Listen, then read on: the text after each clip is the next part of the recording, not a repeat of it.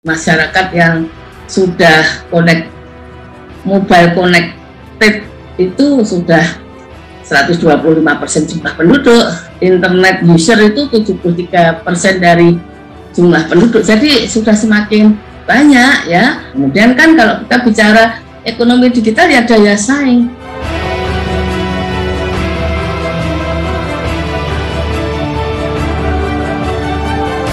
Profesor Sri Adiningsih, jadi saya tuh juga melihat suatu potensi yang besar buat kita ke depan.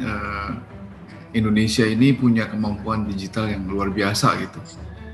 Terutama juga Ibu sebut di dalam paper Ibu ada kesiapan connectivity di Indonesia yang sekarang ya pada saat permulaan pandemi justru udah hampir sebagian desa-desa Indonesia juga sudah dibangun untuk connectivity.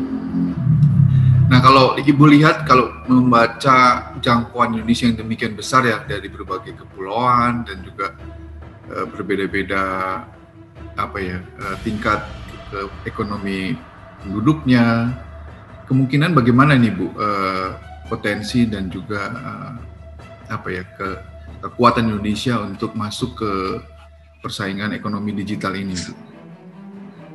Di dalam kita melangkah menuju ke ekonomi digital, bertransformasi ke ekonomi digital yang saat ini sudah kita jalani ya, sebenarnya sudah langsung ya, ada berbagai permasalahan tentu saja ya.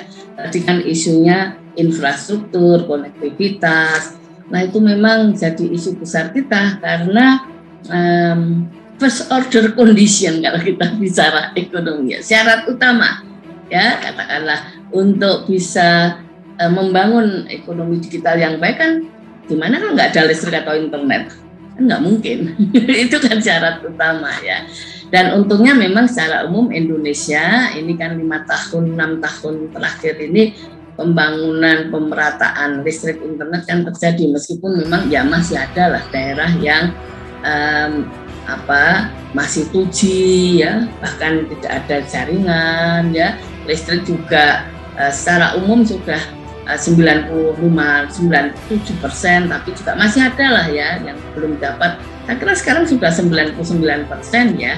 Jadi itu adalah menurut saya sesuatu yang luar biasa dan sudah ada perkembangan, sehingga kalau data yang tahun ini masyarakat yang sudah mobile connected itu sudah 125% jumlah penduduk, internet user itu 73% dari jumlah penduduk, jadi sudah semakin banyak ya. Tapi memang, nah kemudian kan kalau kita bicara ekonomi digital ya daya saing. Nah daya saing digital Indonesia itu dibandingkan negara ASEAN lainnya ya, Malaysia, Singapura, Thailand kita kalah, kita lebih baik dari Filipina. Tapi kan saya kira kita kan tidak ingin seperti itu ya. Jadi ini memang tantangan kita daya saing digital Indonesia ya. Ini perlu dinaikkan, ditingkatkan.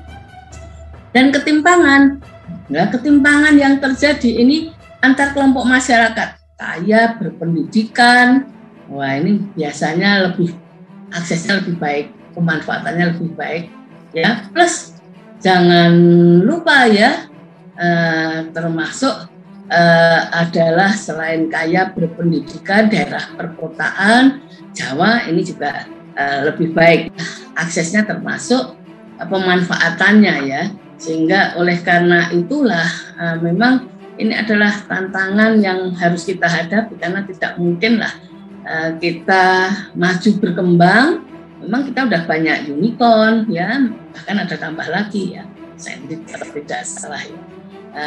Tapi kan jangan lupa kan kita sebagai suatu bangsa ini kan tentunya harapannya adalah bahwa semuanya juga ikut bertransformasi pemanfaatan dan tentunya akses digital agar supaya bisa memanfaatkan dengan baik ya, karena sekarang juga literasi digital itu juga ketimpangannya masih tinggi, sehingga memang ini adalah pekerjaan besar buat kita termasuk pemerintah agar supaya ke depan kita bisa tumbuh dan berkembang dan juga memanfaatkan digitalisasi untuk kemajuan bangsa dan negara kita.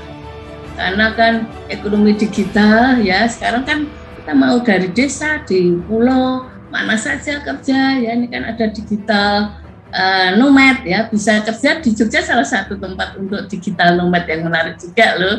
Tentunya itu akan lebih mudah, termasuk beraktivitas, termasuk akan berbisnis dengan online. Ini kan memang selain tentunya tadi ya listrik, internet, juga konektivitas ya, dan ya ada kemajuan perbaikan, tapi memang secara umum kita masih kalah lah dibandingkan dengan banyak negara di ASEAN lainnya, meskipun ada kemajuan, dan berharap bahwa dengan pembangunan infrastruktur yang sekarang ini dilakukan akan bisa meningkatkan konektivitas yang tentunya diharapkan bukan hanya meningkat berkembang, tapi juga efisien, kompetitif.